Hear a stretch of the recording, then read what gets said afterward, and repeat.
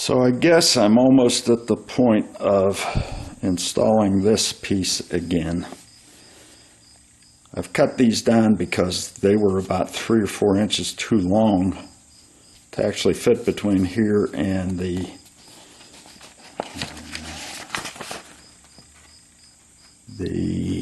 what do they call it? The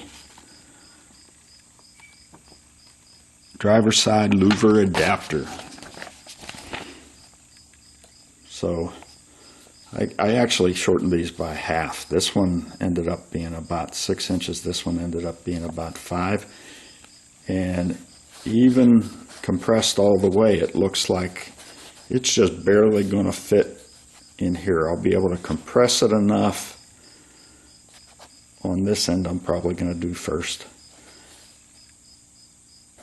to get this past the round fitting or oval fitting that it's supposed to go on.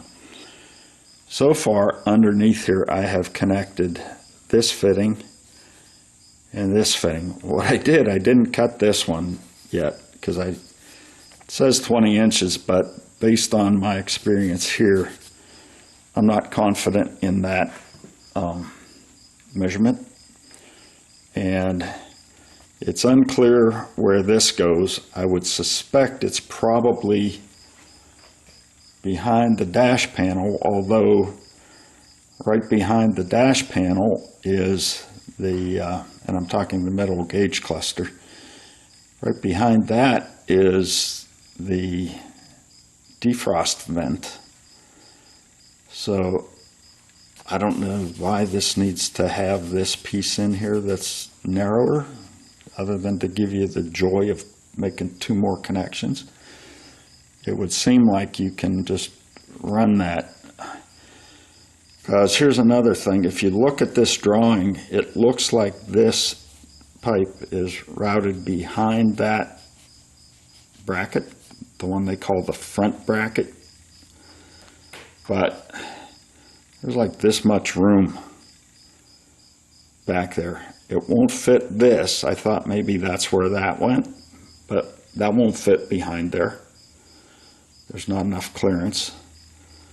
And from what I can tell, yeah, this probably runs in behind the defrost vent, but it looks like it runs in front of this bracket and basically towards the back of the dash pad. And it looks like it will fit there. So I don't know, maybe I should try to put it in without even using that piece, because that looks like that's going to be a pain. So I'll have to add more of these pieces. And like I said, I put this piece on and I didn't cut it yet, so when I get these pieces, I cut them off of the end and then install those. So as I said, I've got this back one installed and I've got this one in the back installed. So my next thing is probably to install those 2. I think I'm going to go with this one first because it will leave me a little more room right here to squeeze this on, and then this one is, I don't think this pipe is going to much interfere with it. Another problem with this drawing is these are shown coming straight at.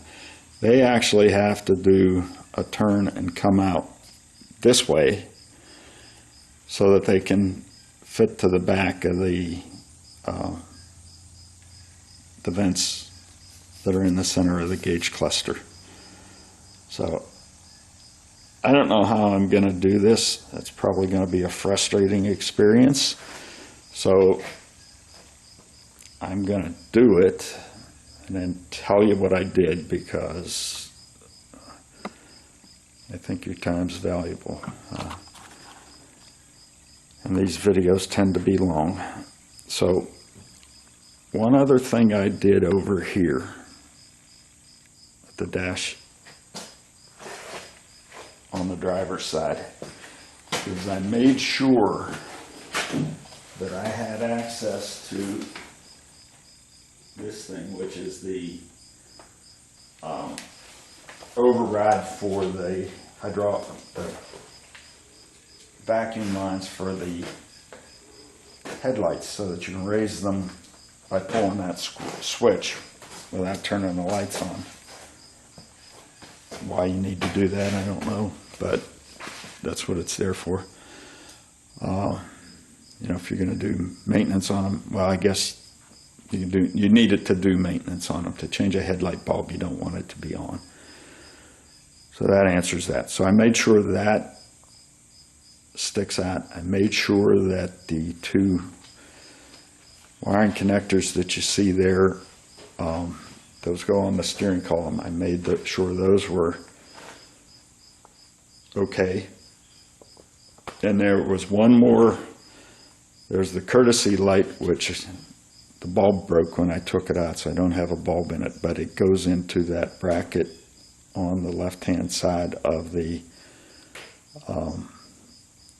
dashboard, pretty much right next to where that driver's side louver adapter screws into the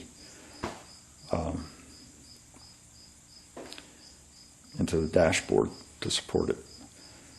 So I'm going to turn the video off and turn my music on so that it calms me. And I'm going to try to attack this. I stopped here to give an update because I don't want to forget to mention some of the things that I think I've discovered in terms of how to route those hoses. First of all, be careful. This driver's side louver adapter came loose while I was trying to attach one of the other sides here. And what I had done, if you recall, is I had drilled my hole in for this vent, and I had it all set up over on the bench that this was screwed in, this was screwed in, and this matched. For some reason, I was able to get this screw in, but this vent over here was not on.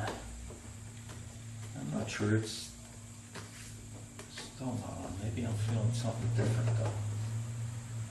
I don't know. It feels shaky.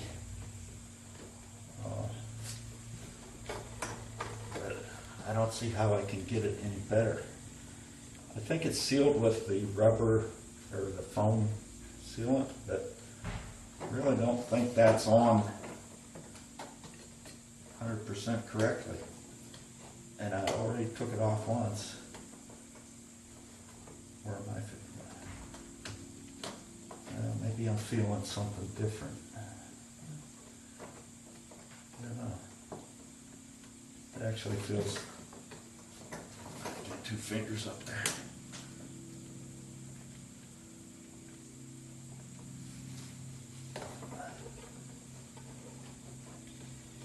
I don't know, to be honest yet with you. It looks like it's lined up well enough that the air will come through. I will say that. I shouldn't say looks, I should say feel, because I cannot see the darn thing. And I was under there with my head and couldn't see the darn thing either. But the way that foam is, I should take the light and see if I can look in this way. It's not exactly lined up, but like I said, it feels like it's lined up enough that it's going to get airflow. Maybe now that I've got the others connected over there, maybe I should try loosening this bolt one more time, lining this up from here instead of underneath, because I can see this. And then try the bolt again.